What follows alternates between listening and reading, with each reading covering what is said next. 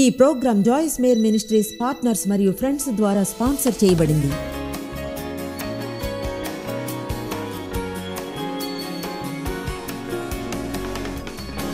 మా యుద్ధోపకరణములు శరీర సంబంధమైనవి కావు.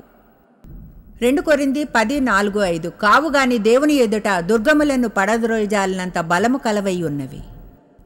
మనం ఆయుధాలను చూస్తాం, యుద్ధాన్ని చూస్తాం, దుర్గాలను చూస్తాం. మనం యుద్ధంలో ఉన్నాం. సందేహమే వద్దు, మనం ఒక యుద్ధములో ఉన్నాము. చూడండి, చాలా ఏళ్ళు నాకు అది తెలియదు, అయితే ఇప్పుడు తెలుసు. ఈ సభలకు ముందు ఏదైనా బుద్ధి లేనిది ఒకటి, అదే అపవాది నన్ను చంపివేయడానికి చూస్తాడు, అలా చేయాలని చూస్తాడు. ఇప్పుడు చూడండి, ఏదో చెడుగా చెప్పడం లేదు, కానీ నేను కావాలనే చాలా మందికి దూరంగా ఉన్నాను ఈ వారంలో.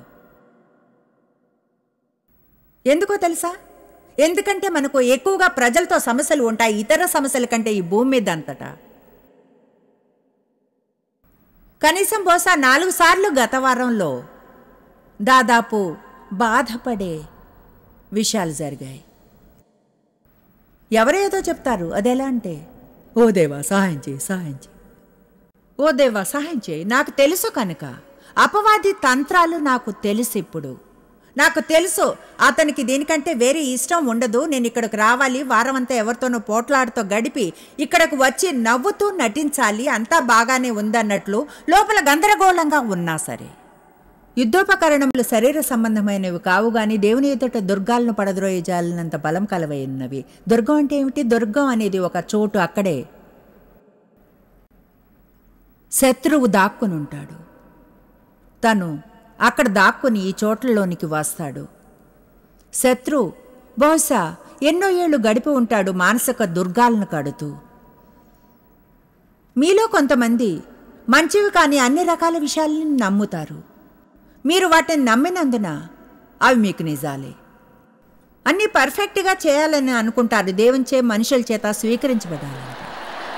అండ్ బాయ్, మీ రైడ్ బాగుండదు, ఎందుకంటే మీరు తప్పులున్న మనిషి కనుక. తెలివిగా ఉండి తప్పులను ఇష్టపడ్డం నేర్చుకోండి, ఎందుకంటే మీరు తప్పులు చేస్తారు. ఆమేన్. మన అందరం జీవితాల్లో ఆ దుర్గాలను ఎలా ఎదుర్కోవాలో తెలుసుకోవాలి, గుర్తించాలి. దేవుడు వీటినే మనం యూజ్ చేయాలి అంటాడని, దుర్గాలను పడేయడానికి. ఇక్కడికి వచ్చేప్పుడు ఆలోచించా, ఒక సమస్య లేదని, జీవితంలో ఒక్క చోటు కూడా లేదని జవాబు లేనిది ఈ గ్రంథంలో ఒక్కటి కూడా.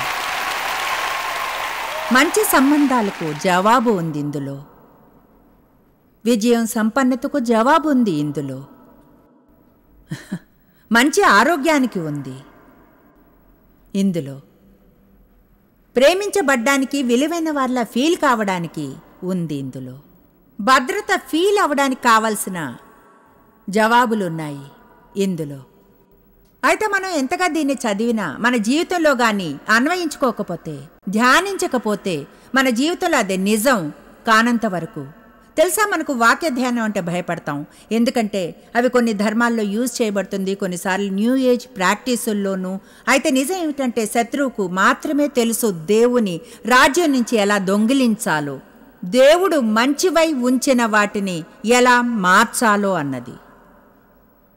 బైబిల్ అంతటా చెప్తుంది ధ్యానించమని. ధ్యానించు, మీ మనసులో విషయాలను మళ్ళీ మళ్ళీ నెమరు వేసుకోండి, మీ శ్వాసలో కూడా పలకండి, వాటిని వ్రాయండి, చదవండి. 2వ రోజున వాటిని చూడండి, మళ్ళీ మళ్ళీ చూడండి, మీ జీవితంలో అవి నిజాలుగా మారేంతవరకు. గత వారం నేను బాధపడే పరిస్థితి వచ్చిన కొన్నిసార్లు నాకు గుర్తుంది. ఒకసారి డేవ్ నేను ఇంటికి వస్తున్నాం, మా అబ్బాయి డేవిడ్ మాతో ఉన్నాడు. డేవ్ కొద్దిగా గోల్ఫ్ ఆడుతూ ఉండేవారు, ఆటలకు వెళ్ళేవారు ఎక్కువగా. నేనన్నా, రేపు నా రోజు, సరే సరే హనీ, మనం ఇది చేద్దాం అది చేద్దాం, నిన్ను భోజనానికి బయటికి తీసుకెళ్తాను. సరే, డేవిడ్ కారులో ఉన్నాడు. అతని ఫ్రెండ్ ఫోన్ చేశాడు, వాళ్ళకి అవకాశం వచ్చింది గోల్ఫ్ ఆడటానికి వాసన్ హిల్స్ కంట్రీ క్లబ్లో. చెప్పాలంటే ఎంతో అందమైన క్లబ్, సెయింట్ లూయిస్లో. వాళ్ళ నాన్నతో అన్నాడు, వస్తారా? దేవ్ అన్నాడు, ఓ తప్పకుండా. నేనన్నా, ఓ ఎక్స్క్యూజ్ మీ,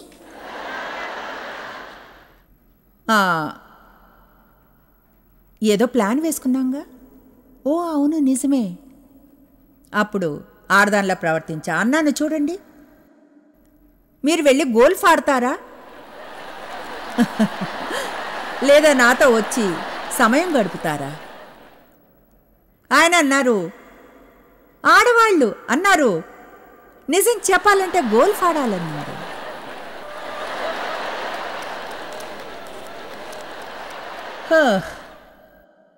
ఇప్పుడు ఏమిటో తెలుసా, పురుషులు కొన్నిసార్లు స్మార్ట్గా ఉండరు. అంటే మీలో కొంతమందికి నేను ఒక చిన్న సలహానివ్వనా? ఆయన ఇలా అనుంటే, ఓ హనీ, నేను చూడు, నాకు గోల్ఫ్కి వెళ్ళడం ఇష్టమే, కానీ నీతో సమయం గడపడం అంటే ముఖ్యమైనది ఏమీ లేదు. అప్పుడు ఉబ్బిపోయి అనేదాన్ని, పర్వాలేదు గోల్ఫ్కే వెళ్ళండి. తర్వాత ఆయన వెళ్తే సంతోషపడేదాన్ని, కానీ ఓ లేదు, ఆయన నిజం చెప్పారు, గోల్ఫ్కి వెళ్ళడం అంటే ఇష్టం. కనుక నిజమే చూడండి. అప్పుడు నేను ఈ పుస్తకాన్ని వ్రాసాను, పవర్ థాట్స్. అందులో కొంచెం పరిచయం చేస్తున్నా, ఇంకొంచెం వేరే సమయంలో. నేను నిజంగా ప్రజలు అర్థం చేసుకోవాలనుకుంటున్నా. ఒక చోట ఫ్రీగా ఉండడానికి మీరు తీసుకోవాలి, కాలేజ్ కోర్సులో అనుకోవాలి, కొంచెం సమయం కోసం. విషయాలకు తేనెపూసి చెప్పడం మానేయాలి. నేను కేవలం 12 పవర్ థాట్స్తో ఆరంభించా. వాటిలో ఒకటే బాధపడడం నాకు కష్టం. నా 12 శక్తివంతమైన ఆలోచనలో ఒకటి ఈ వారాంతంలో మీకు బోధిస్తా. అలాగే నా కొత్త పుస్తకం కొనేలా నా భర్త నన్ను బాధ పెట్టాడు. సభకు 4 రోజుల ముందు నేను కారులో కూర్చున్నాను, వెళుతున్నాము. దేవా సహాయం చేయి, దేవా సహాయం చేయి. బయటకు మాట్లాడడం లేదు, మనసులోనే, దేవా బాధపడాలని లేదు, సహాయం చేయి, బాధపడాలని లేదు, సహాయం చేయి.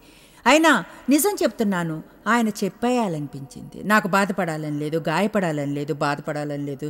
సహజమే. ఆయన ఇలా అన్నారు, చూడు, నేను నీతోనే వస్తా, ఇప్పుడు వద్దు, నాతో రానవసరం లేదు. రావాలనుకుంటే చెప్పేవారు అమ్మతో బయటకు వెళ్ళాలని. నేను వెళ్ళండి వెళ్ళండి. అప్పుడు ఆయన ఎలా అంటే, ఓకే. ఆయనకి నాలా తెలివి లేదు. ఆయన ఎలా అంటే, ఓకే శనివారం వెళ్దాం. అప్పుడు నేను ఎలా అంటే, శనివారం ఎవరైనా వస్తారు, మళ్ళీ ఏదో పని, మీకు టైం ఉండదు. ఓకే దేవా, ఓ దేవా సహాయం చేయి, సహాయం చేయి, ప్లీజ్ దేవా సహాయం, బాధపడకుండా ఉండేలా చేయి, సహాయం చేయి. చూడండి, నాకు 10 నిమిషాలు పట్టింది. ఎలాంటి సమస్య అయినా ఉన్న పరిస్థితుల్లో ఏం చేయాలో తెలుసుకోవడంలోనే అందం ఉంటుంది. అవును, నాకు ఒక పరిస్థితి ఉండేది, మీలో చాలామందికి ఉన్నట్లే. 20 ఏళ్ల క్రితం ఆ పరిస్థితి ఒక వారం వరకు సాగేది, లేదా బహుశా 2 వారాల యుద్ధం. అప్పుడు నేను నా పెళ్ళైన మొదటి రోజు నుండి మొదలుపెట్టేదాన్ని. ఆయన చేసిన ఇప్పటి వరకు ప్రతి ఒక్క నిరాశపరిచే సంఘటనను గుర్తు చేస్తూ, అంటే ఆయన మీద నేరాభావాన్ని మోపుతూ, నిజంగా అదెంతో విషాదంగా ఉండేది. 10 సార్లు అది అయిపోయింది. 10 నిమిషాలు. ఎందుకంటే నాకు తెలుసు నా భర్తకి నేనంటే ప్రేమని, ఆయనకి గోల్ఫ్ అంటే ఇష్టమని. అయితే ఎప్పుడూ తెలుసా, 45 ఏళ్ళు ఇలా చేస్తూనే ఉండడం.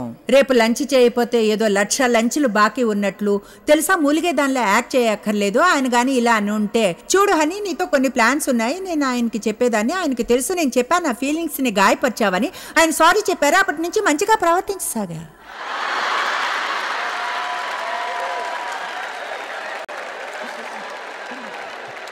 శనివారం బాగా గడిచింది. రోజంతా నాతోనే ఉన్నారు. నేనన్నా, ఈరోజు నాది.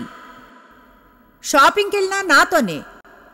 మాల్లో అటు ఇటు తిరగండి, తినేప్పుడు నా వైపు చూడండి, సరిగ్గా ఇక్కడ. మీరు నేను, మన రోజు. ఒక సినిమా చూసాం, సమయం బాగా గడిచింది. చెప్తున్నాను, నాతో నేను మాట్లాడుకున్నాను. నేను నా మైండ్ని దాని ఇష్టం వచ్చిన దిశలో వెళ్ళనివ్వకుండా చేశాను. ఎందుకంటే మాట ఇవ్వగలను. మిస్టర్ అపవాది సరిగా ఇక్కడ కూర్చుని ఉన్నాడు, ఇలా అంటూ, చూసావా మళ్ళీ గోల్ఫ్కి వెళ్తున్నాడు, గోల్ఫ్ గోల్ఫ్ గోల్ఫ్. నువ్వేమాత్రం సహించకూడదు.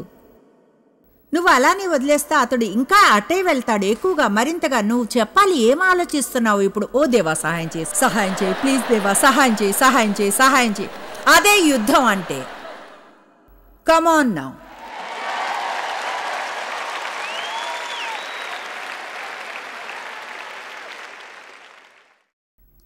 విషయం అంత ప్రత్యేకమైందని అనుకుంటున్నారా? కమాన్, అంటే ఇదే సమయం అదుపులో ఉంచుకుని అంటే నిజంగా అనుకుంటారా? నిజంగా మీ భర్త ఇతరుల భర్తల కంటే వేరైన వారని అనుకుంటున్నారా? దాని అర్థం బహుశా ఆయన ఏదో కొంచెం వేరుగా చేసుంటారు. మీకున్న సమస్యలు ఇతర ప్రజలకున్న సమస్యల కంటే వేరుగా ఉంటాయా? మీ బిడ్డలు అత్యంత చెడ్డవాళ్ళ ఈ భూమి మీద కాదు. మనం ప్రకటన పొందాలి, మనం ఒక నిర్ణయం తీసుకోవాలి. జరిగిందేదో జరిగింది. నేను ఇక అదే పిచ్చి పర్వతం చుట్టూ తిరుగుతూ ఉండను. నేను ఇక్కడికి వచ్చే ఏడాది వచ్చినప్పుడు జాయిస్ మేయర్ నేను తప్పకుండా వేరైన వ్యక్తిగా ఉంటాను. నాకేదో అద్భుతమైన పదోన్నతి దొరికినందున కాదు, కానీ నేను నిర్ణయం తీసుకున్నందున.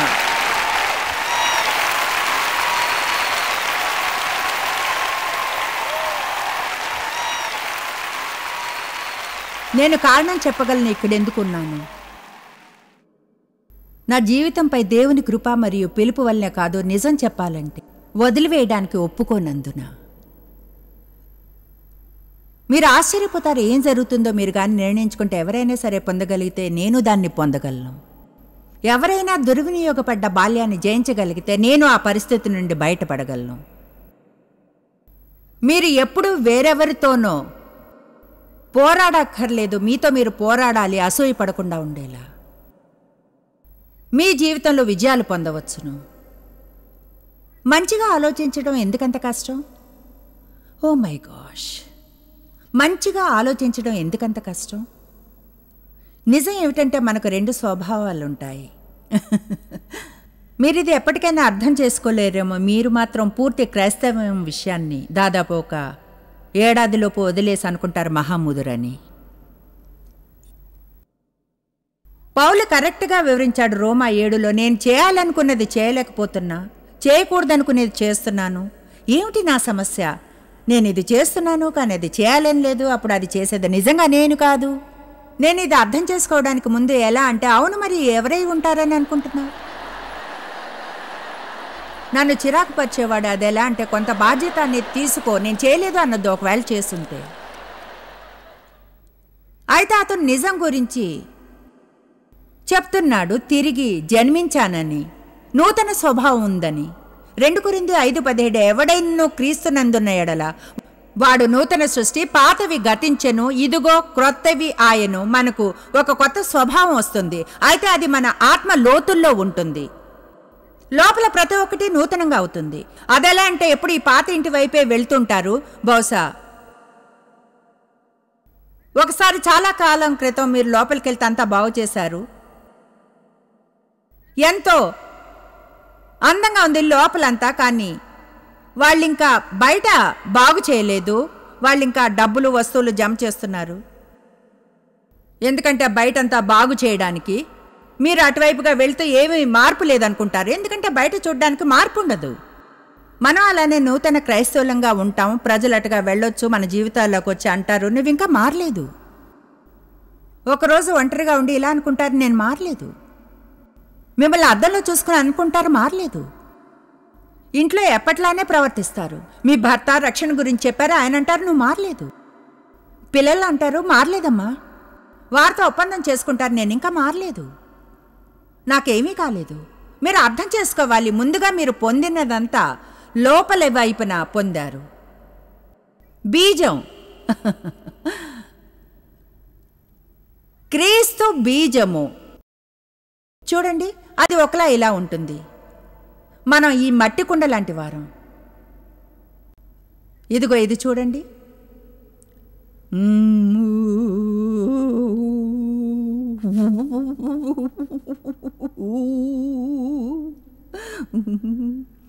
ఏం మార్పు కనిపించలేదు, కానీ లోపల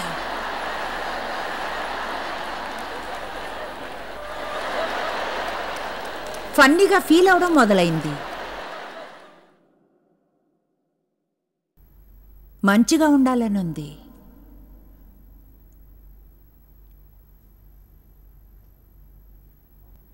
మ్యాన్ 3 వారాలు గడిచినా డేవ్ మీద కోపంగా ఉండి క్షమాపణ అడగను. మీరది అర్థం చేసుకున్న తర్వాత ఇలా ఉంటుంది చూడండి, సమాధానపరచాలనుకుంటా. కమాన్, ఎంతమందికి అర్థమైంది? అది ఇప్పుడు నాకు చేయాలని తెలుస్తుంది, కానీ ఇంకా ఆ పాత స్వభావం ఉంటుంది, అది మొండిగా చేయాలంటుంది. కనుక చూడండి, యుద్ధం మొదలవుతుంది. నేను చేయాలి, చేయకూడదు, చేయాలనుంది, చేయలేకపోతున్నా, ఏమీ లేదు, ఏం చేయాలి, ఏం చేయను, ఏం చేయకూడదు, చేయాలనుంది.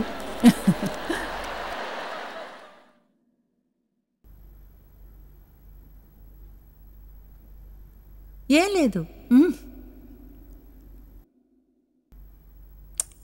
భూమిలో ఒక విత్తనాన్ని నాటినప్పుడు ముందుగా చూడండి, భూమిలో ఒక విత్తనాన్ని నాటినప్పుడు ముందుగా అంతా బయటకు వస్తే బాగుంటుంది అనుకుంటాం. అయితే అక్కడున్న వేర్లను చూసారా? ఏదైనా పైకి ఇలా రావడానికి ముందు ఈ వేర్లన్నీ బాగా లోతుగా అటు క్రిందకు వెళ్ళాలి. ఒక విత్తనం భూమిలో నాటినప్పుడు మట్టిలో నుంచి ఒత్తిడి, మట్టిలో ఉండే వేడికి చివరికి పగిలి బయటి పొర చిరిగి విత్తనపు మొలక అనేది చివరికి వేరవుతుంది. ఆ తరువాత వేర్లు క్రింద వైపుకి, పండు పైకి వస్తుంది. ఇప్పుడు తెలుస్తుంది ఇది నిజంగా చాలా ఫాస్ట్గా సూపర్ స్పీడ్ వర్షన్ అని. మీ జీవితపు 40 ఏళ్ళది. మీరు అర్థం చేసుకోవాలి, విత్తనం కూడా అటువంటిదేనని. నేను దాన్ని ఇక్కడ నాటాను చూడండి. రైతునయ్యుంటే విత్తనం గురించి తెలియని వాడు ఉండడు అనుకుంటా, కానీ నేను సహనంతో దానికి నీళ్లు పోస్తే, మీరు కానీ మీ ఆత్మలో విత్తనానికి నీరు పోస్తే, వాక్యపు నీరు, ఓ మై గుడ్నెస్, మీరు ఆ వారాంతంలోనే పెరుగుతారు. మీ మనసు నూతనీకరించబడుతుంది. దాని ఫలాన్ని మీరు చూడగలుగుతారు. ఇప్పటి నుండి 6 నెలల్లో, 1 ఏడాదిలోపు వావ్. చూడండి, నేను ఇక్కడ ఎంతో మంచిది చెప్తున్నట్లుంది. మౌనంగా ఉన్నారంతా. తర్వాత ఇంకొంచెం వెయిట్ చేస్తారు, మీరు ఇలా అవుతారు. తర్వాత ఇంకొంత వెయిట్ చేస్తే ఇలాంటిది పొందుతారు. ఇంకొంచెం వెయిట్ చేస్తారు, మీరు పెద్ద నీతి వృక్షంగా మారుతారు. మీరు మరికొంత వెయిట్ చేస్తే పళ్ళు కాయడం మొదలవుతాయి కొమ్మలకు. ఇక చివరికి మీకు తెలుసా, మిమ్మల్ని మీరు గుర్తుపట్టలేరు. అదంతా మీ మైండ్లో మొదలవుతుంది. ఆరంభించిన చోటుకే వెళ్దాం. ఒక మనిషి మనసులో ఎలా ఆలోచిస్తే అలానే ఉంటాడు. మీలో కొంతమంది విజయం పొందలేదు. ఎవరో మీ మీద చేతులు పెట్టొచ్చు, ఒక వెంట్రుక కూడా లేనంత వరకు తల మీద. మీరు ప్రతి ప్రేయర్ లైన్లో ఉండవచ్చును. మీ సిటీకి వచ్చిన ప్రతి అద్భుతం చేసేవాని వద్ద ప్రతి ఆదివారం 2 ప్రవచనాలు పొందవచ్చు రాబోయే 10 ఏళ్ల వరకు. అయినా మీ జీవితంలో ఏ మార్పు ఉండదు. మీ మనసును గాని మార్చుకోకపోతే, దేవుడు కోరుకున్నట్లు ఆలోచించకపోతే. ఈ ఏడాది ఒక పుస్తకం రాసా, వచ్చే 7 వసంతం వరకు రాదు. అయితే దాని పేరు చాలా సింపుల్ ఫీలింగ్స్. ఎందుకంటే అన్నిటికంటే ఎక్కువగా ఎలా ఫీల్ అవుతామో అలానే జీవిస్తాం. దేవుని వాక్యం చెప్పేదానికి బదులుగా అది మనం మానివేయాలి. వచ్చే ఏడాది కాన్ఫరెన్స్ బాగు చేయడం గురించే పూర్తి కాన్ఫరెన్స్ చేయాలనుంది. మీ వద్ద నుండి దొంగిలించబడిందో లేదా పోగొట్టుకున్నదో దేవుడు తిరిగి మీకు ఇవ్వడం గురించి. అయితే మీకు అది ఆర్డర్లో ఉండడానికి, అలా జరగడానికి ముందు మీరు ఈ వారాంతంలో వింటున్న ఇదే సందేశపు భాగాల్ని వినాలి. మీ మనసుని సరిచేసుకోవాలి. నోటిని మూడిగా ఉండడం మానాలి. మీకు మంచి వైఖరి ఉండాలి. చూడండి, ఇది ఏమంత కష్టం కాదు. ఇది అదే విషయం ఏదైతే వింటూ ఉన్నామో మళ్ళీ మళ్ళీ మళ్ళీ మళ్ళీ మీకు విషయం చెప్పాలి. నా వద్ద కొన్ని కొత్తవి ఫ్యాన్సీగా ఒకటి ఉంది, అది దాన్ని మారేలా చేస్తుంది. అయితే హద్దు గీత ఏమిటంటే, మనం కానీ మన మనసుని నూతనీకరించుకోకపోతే దేవుని వాక్యం ద్వారా మనం ఎన్నటికీ దేవుడు మనకై ఉంచిన పథకాన్ని ఆనందించలేము. మనం దేవుని వాక్యంచే జీవిస్తున్నాం. అది మీ జీవితం అవుతుంది, అది మీ భోజనం అవుతుంది. మీకు ఆ 2 స్వభావాలు ఉన్నాయి, వాటితో డీల్ చేయాలి. కొత్త స్వభావం పొందినప్పుడు యెహెజ్కేలు 11లో చెప్తుంది, దేవుడు ఆయన మనసుని మనలో పెడతాడని. నూతన మనస్సుని ఇస్తాడు ఆయన. ఆయన ఆత్మని మనలో ఉంచుతాడు. రాతి హృదయాన్ని తీసివేసి మృదువైన మనస్సునిస్తాడు. దేవుడిని కదిలించే సున్నితమైన దాన్ని. అయితే తెలుసా, ఆయన దాన్ని ఈ గందరగోళం మధ్యలో ఉంచుతాడు. అప్పుడు దేన్ని ఎక్కువగా పోషిస్తున్నా? నా ఆత్మను ఎక్కువగా పోషిస్తున్నానా? దేవుని వాక్యాన్నా? దేవునితో సహవాసం, ఆరాధించడం, దేవుని స్తుతించడం. నా ఆత్మను పోషిస్తూ ఆత్మను బలంగా ఉంచుతానా? శరీరాన్ని పోషిస్తుంటానా? రోజుకు 3 సార్లు భోజనం గురించి చెప్పడం లేదు. నేను చెప్పేది శరీరానికి ఇవ్వడం గురించి. దానికి ఇవ్వడం అంతే. దాన్ని నోరు మూసే దానికి ఏదైనా, సమాధానపరచడానికి ఏదైనా. అది బిడ్డ కంటే వేరేంది ఏమీ కాదు. 5 ఏళ్ల బిడ్డ ఇప్పటికీ నిప్పలు చీకుతున్నట్లు. ఎవరో ఆ బిడ్డ ఏడుపు, అరవడం ఎక్కువసేపు వెళ్ళాక ఆ నిప్పల్ని తీసివేసినప్పుడు. నేను చెప్పాలనుకున్న పాయింట్ ఇదే. మనం కష్టపడాలి. మన శరీరాన్ని పోషించకుండా ఉండాలి అంటే నేను చెప్పాలనుకుంటున్న పాయింట్ అదే. నేను చెప్తున్న విషయం ఏమిటంటే, మనం శరీరాన్ని పోషిస్తున్నంతకాలం విడుదల కాము. కనుక అది నిరంతరం కష్టం లాంటిది. దేవా నేను ఆ జిమ్లో 4 సంవత్సరాల నుండి కష్టపడుతున్నాను, ఇప్పటి వరకు అయినా ఎప్పుడూ బాధగానే ఉంటుంది. నేను ఎలా అంటే, అసలు ఎప్పటికైనా చేయగలనా? లేదు. ఎందుకంటే నేను ఒక క్రమానికి అలవాటు పడ్డ ప్రతిసారి వాళ్ళు మారుస్తారు. వెయిట్ లేపిన ప్రతిసారి ఇస్తూనే ఉన్నారు ఇంకొంచెం బరువు. మీరు నమ్మలేరు, వాళ్ళ దగ్గర ఇంత పెద్ద ఇనుపది ఉంది అంటే అది పెద్ద స్కీ స్లెడ్ లాంటిది. దాన్ని వాళ్ళు వెయిట్స్కి జోడిస్తారు. బరువులు నా మీద ఒక హార్నెస్ వేస్తారు. నేను దాన్ని పైకి లేపుతా, క్రిందికి, తిరిగి పైకి, కిందకు. ఎలాంటిదేదో పిచ్చితనమే.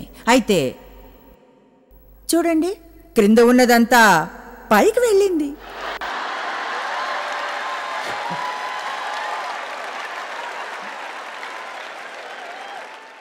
నేను ఎక్కువ కఠినంగా ఉంటాను. అయితే ఫలితం నాకిష్టం. మిమ్మల్ని ఒక ప్రశ్న వేస్తాను. మీరు ఇప్పుడు కొంచెం అసౌకర్యంగా ఉండడానికి ఇష్టపడతారా, తర్వాత మంచి ఫలితాన్ని పొందడానికి?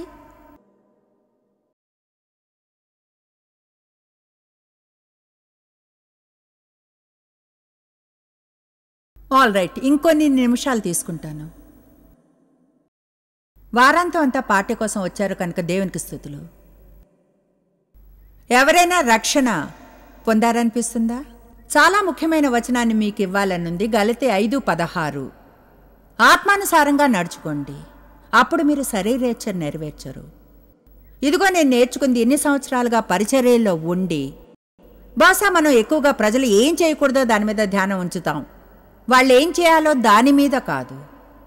నేను నమ్ముతాను, మనల్ని మనం నాయకులుగా ట్రైన్ చేసుకుంటే, అలాగే దేవుడు అవకాశం ఇచ్చి బోధించమన్న ప్రజలను ట్రైన్ చేయగలిగితే, మీకు చెప్తూ ఉండే వారికి మంచిని చేయండి, తప్పు విషయంతో మీకు పెద్ద సమస్య ఉండదు. ఎందుకంటే అపవాది వచ్చినప్పుడు అతనికి ఖాళీ చోటు కనిపించదు. ఏదైనా నిండుగా ఉంటే దాన్ని ఆక్రమించుకోలేరు. కనుక మీ మైండ్ని మంచి విషయాలతో నింపుకుంటే అప్పుడు చెడు విషయాలకు చోటు ఉండదు. అవి వచ్చినప్పుడు నేను ఇది తెలుసుకున్నాను. అంటే నేను ఇది పంచుకోవాలనుకున్నా. గత 2 ఏళ్లుగా ప్రేమను గురించి బలంగా బోధిస్తున్నప్పుడు ఆ సందేశాన్ని ఇప్పటికీ బోధించాలనుకుంటాను వెళ్ళిన ప్రతి చోట. ఎందుకంటే ఎన్నడూ సీరియస్గా దేవుని వెతకను. ఏ ముఖ్య అన్న దాని గురించి బైబిల్ని అదే విషయం చదవకుండా రాను. మీరు దేవుని మీ పూర్ణ మనస్సుతోనూ ఆత్మతోనూ ప్రేమించాలి. మిమ్మల్ని మీరు ప్రేమించుకున్నట్లు పొరుగువారిని ప్రేమించుడి. దీనివల్ల మనుషులందరూ తెలుసుకొందరు మీరు నా శిష్యులని. మీకు తీవ్రమైన ప్రేమ నడక ఉంటే అపవాదికి తెలియదు మీతో ఏం చేయాలి అని. ఎందుకంటే మీ మనసంతా దేవునితో నిండుంది. మీ మనసు నిండా మీకు సహాయం చేసేవాంతో నిండి ఉంది. ఏం చేయగలరో, ఆశీర్వాదకరంగా ఎలా ఉండగలరో, ఖాళీ బుర్రతో ఉండకుండా నా సంగతి ఏమిటి. కనుక ప్రోత్సహిస్తున్నాను, పవిత్రాత్మ స్కూల్కి వెళ్ళడం ఆరంభించమని. అంటే నిజంగా దేవునితో నిజాయితీగా ఉండండి. ఓకే దేవా, ఇదిగో ఇది సమస్య, ఒక సమస్య, ఇది సమస్య, నువ్వు లేకుండా దీన్ని చేయలేను, అయితే నువ్వు ఇది నా కొరకే చేయవు. ఈ చోట నేను నా మనసును నూతనీకరించడం ఆరంభిస్తాను. దానికి 10 సంవత్సరాలు పట్టినా నూతనపరుచుకోవడానికి ఆ చోట మీరు ఆ చోటును బలపరుచుకోవాలి. అపవాదికి తెలియపరిచేలా, అపవాది నేను వదిలి వేయను అని. నన్ను చూస్తున్నావా? నేను వదిలి పెట్టను. ఫోకస్ చెయ్యి. నేను వదిలి పెట్టి వెళ్ళడం లేదు. నేను నిర్ణయించుకున్నాను. నా మనసులో నిర్ణయించుకున్నాను. జాయిస్ మేర్ మినిస్ట్రీస్లో మీరు మాకెంతో ముఖ్యులు. మిమ్మల్ని అభినందిస్తున్నాం. మా ఫ్రెండ్స్కి, పార్ట్నర్స్కి థ్యాంక్స్. ప్రపంచవ్యాప్తమైన ఈ పరిచర్య సాధ్యమయ్యేలా చేసినందుకు. అందరం కలిసి ఆకలిగొన్న వారికి భోజనం పెడుతున్నాం, బీదవారికి బట్టలిస్తున్నాం, దేశాలకు సువార్తను పంచుతున్నాం. ఈ రోజే సంప్రదించండి joycemeir.org. ప్రార్థనా నివేదనల్ని మాతో పంచుకోండి. మా సాధనాల గురించి తెలుసుకోండి. జాయిస్ సభల షెడ్యూల్ని తెలుసుకొని మాతో పార్ట్నర్ అవ్వండి. ప్రపంచమంతా క్రీస్తు ప్రేమను పంచడానికి. ఈ program Joyce Meyer ministries partners మరియు ఫ్రెండ్స్ ద్వారా స్పాన్సర్ చేయబడింది.